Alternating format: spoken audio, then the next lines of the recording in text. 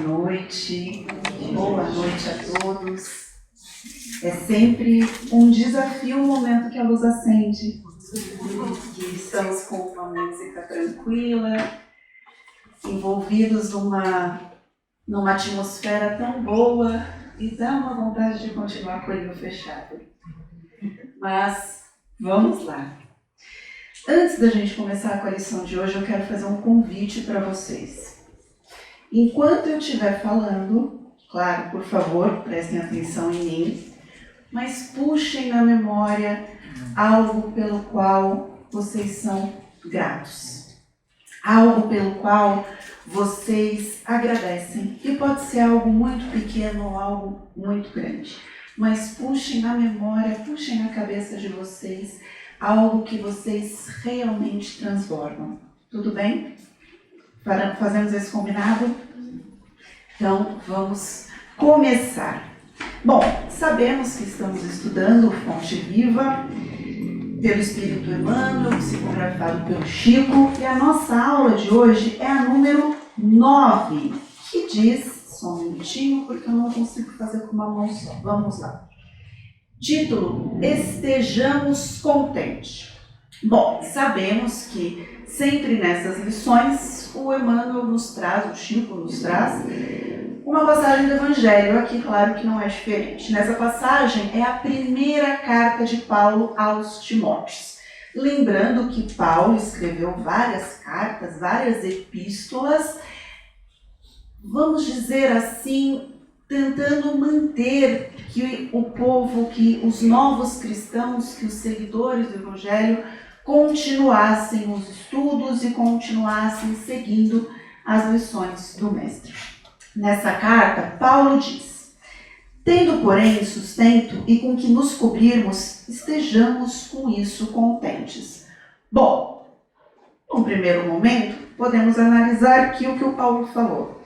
Temos alimento, temos abrigo, temos o material, nos é suficiente. Nesse primeiro momento, eu confesso que quando eu li a lição, eu pensei, aqui o Emmanuel quer falar sobre a nossa satisfação com o que nós temos, a alegria e a gratidão por aquilo que nos foi dado. Lê do engano. Continuando a lição, o Emmanuel nos diz ainda: o monopolizador de trigo não poderá abastecer-se à mesa senão de algumas fatias de pão, ainda questões materiais, para saciar as exigências da sua fome. O proprietário da fábrica de tecidos não dependerá senão de alguns metros de pano para a confecção de um costume destinado ao uso próprio, material.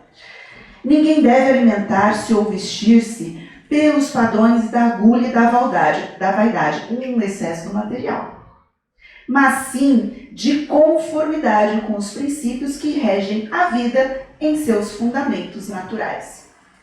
Por que esperas o banquete a fim de ofereceres algumas migalhas ao companheiro que está faminto? E aqui começa a lição. Em um primeiro momento eu estou falando daquilo que eu tenho e que eu sou grato, e aqui já começa uma coisa diferente. Você tem, e você pode ter inclusive em excesso. E aí o que você faz? Separa só algumas migalhas para entregar para o próximo, para entregar para o seu irmão. E aí, um homem muito inteligente nos deixou uma lição, uma historinha que eu vou contar para vocês. Lá estava ele, sentado à frente de uma urna onde as pessoas depositavam a sua doação, e ele percebeu que aqueles homens com muito dinheiro simplesmente enchiam a mão de moedas e jogavam as moedas ali. Fiz minha parte. Dei um donativo, fiz alguma caridade, ajudei e é suficiente. Eis que ele percebe que uma senhora, muito simples, retira só 2 moedas daquela bolsa que ela levava. E ela entrega com muito custo aquela moeda para dividir com os seus irmãos. Eis que o mestre chama seus discípulos e diz: percebam só, aqueles primeiros homens que enchiam a mão de moeda e simplesmente jogavam, entregavam algo que para eles não faria diferença alguma. Aquela senhora entregou o seu sustento para o próximo. Ela não entregou aquilo que era excesso. Ela realmente dividiu o pão. Ela não entregou as migalhas. E aí ele segue. Por que reclamas um tesouro de moedas na retaguarda para seres útil ao necessitado? A caridade não depende da bolsa. É fonte nascida do coração. Não importa quanto você tenha. E aí ele coloca algo que para quem ficou torcendo para a Mega Sena pode pegar um pouquinho mais forte. É sempre respeitável o desejo de algo possuir no mealheiro para socorrer do próximo ou de si mesmo no dia de borrasca e insegurança. Entretanto, é deplorável a subordinação da prática do bem ao cofre recheado. Deus, se você fizer o bem aqui na Mega Sena, eu prometo que eu vou ajudar os outros.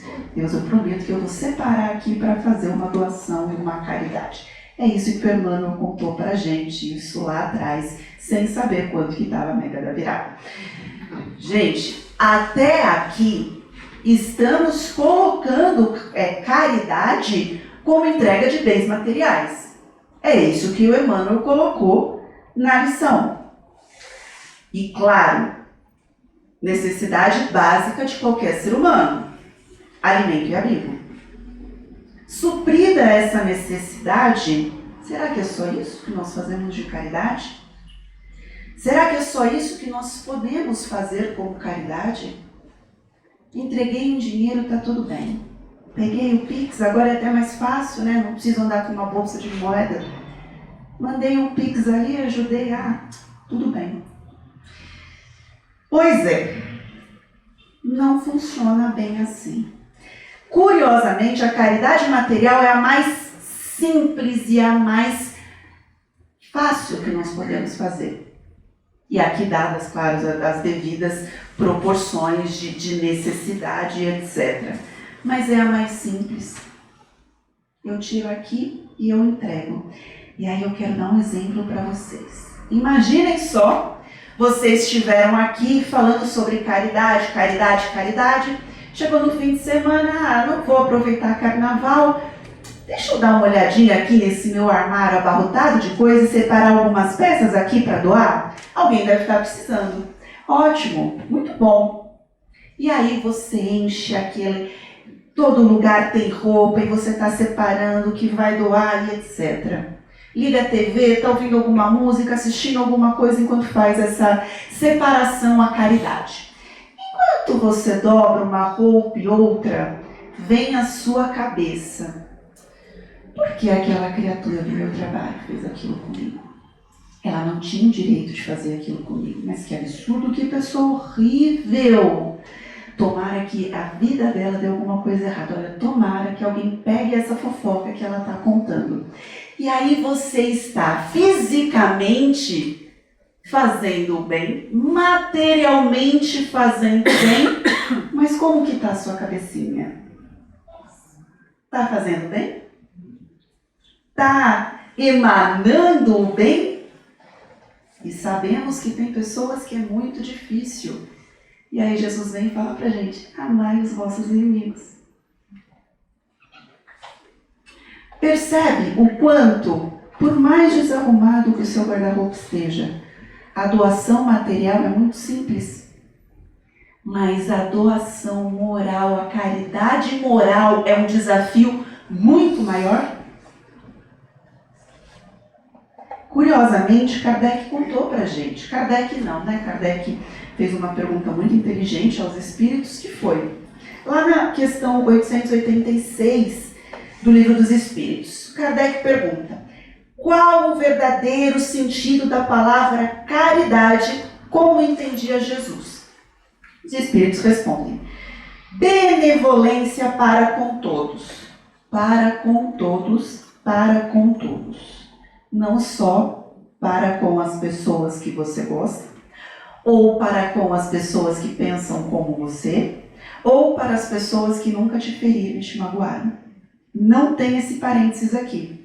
Olhei o livro inteiro, eu juro que não tem nota de rodapé para vocês.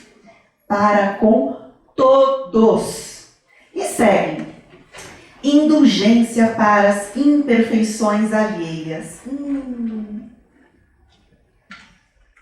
Indulgência para as imperfeições alheias.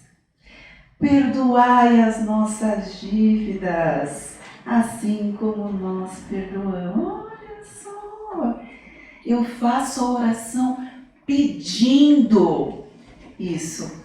E ainda coloco, assim como nós perdoamos. E aí eu perdoo?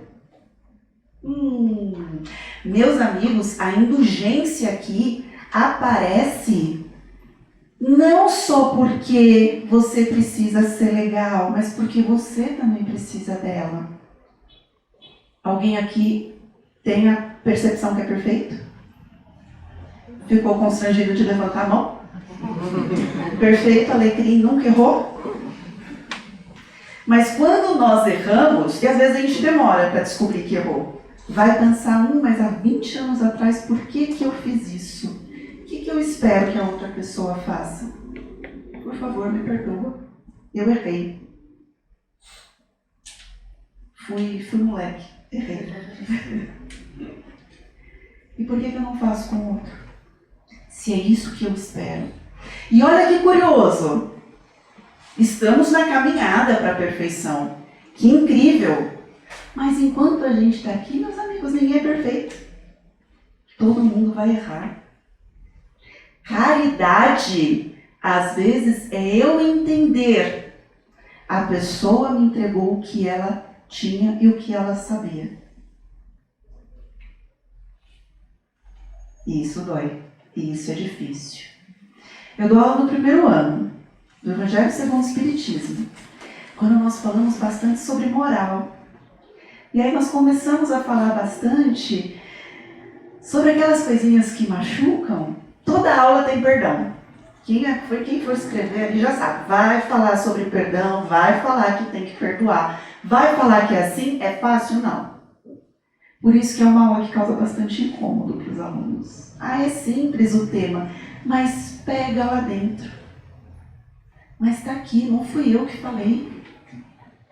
Foi o nosso maior exemplo de moral, que já caminhou aqui nesse planetinha, contou pra gente o que vocês precisam fazer. Vocês estão aqui para quê? Juntar um monte de coisa?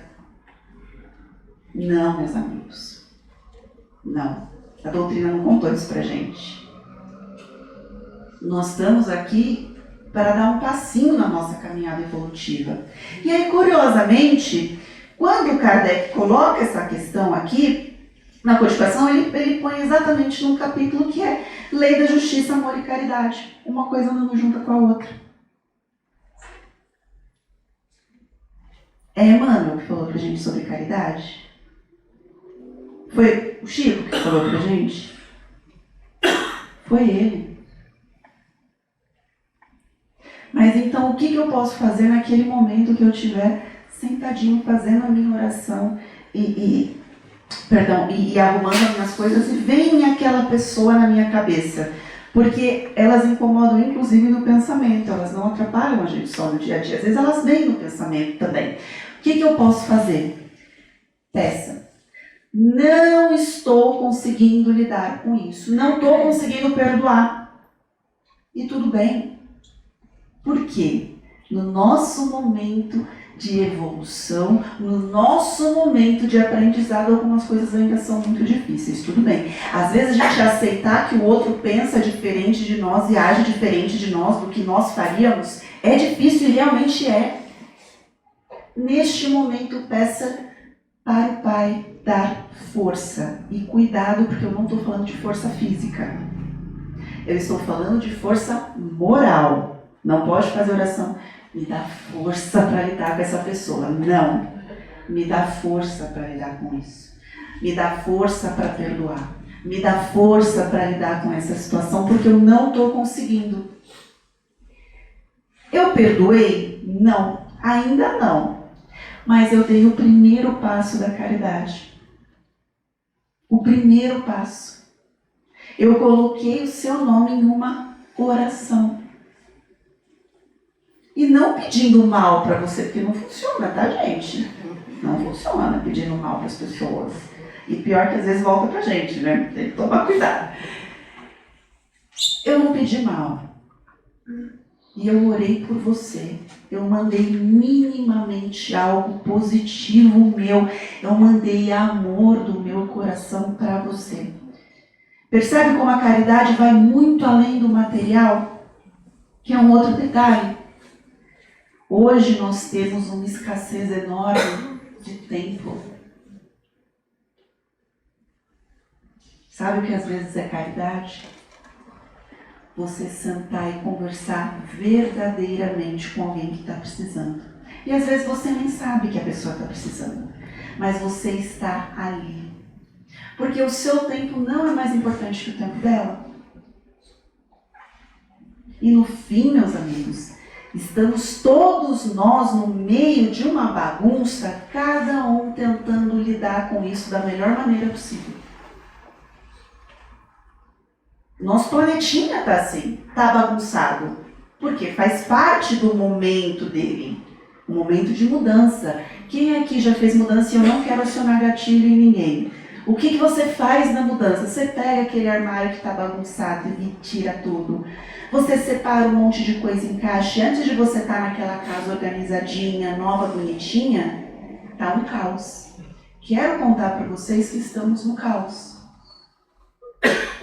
Mas eu não posso ser egoísta de achar que só eu que estou no caos, de achar que só eu que não tenho tempo. Caridade, meus amigos, é entregar o que você tem. Conhecimento, entregar conhecimento é caridade. Entregar amor é caridade, entregar uma oração é caridade. Entregar um simples olhar para aquela pessoa que você passava. Não fazer distinção do rico para o miserável. Eu não estou falando para o miserável. Isso também é caridade. É isso que ele nos ensinou. Meus amigos, por que eu fiz o convite para vocês logo no início da nossa conversa? Pensem o que vocês têm em abundância. Pense sobre o que vocês são gratos. Sabe por quê? Muitas vezes a nossa tendência é olhar para o que falta. E eu fico olhando só o que falta, e eu esqueço que eu tenho o mundo todo à minha volta. Pessoas, às vezes, que moram dentro da minha casa, que eu nem converso. Moram ali no mesmo teto que eu. Eu nem converso, porque eu estou muito apressada. Mas posso contar uma coisa para vocês? Se você sempre olha o que falta, sempre vai lhe faltar.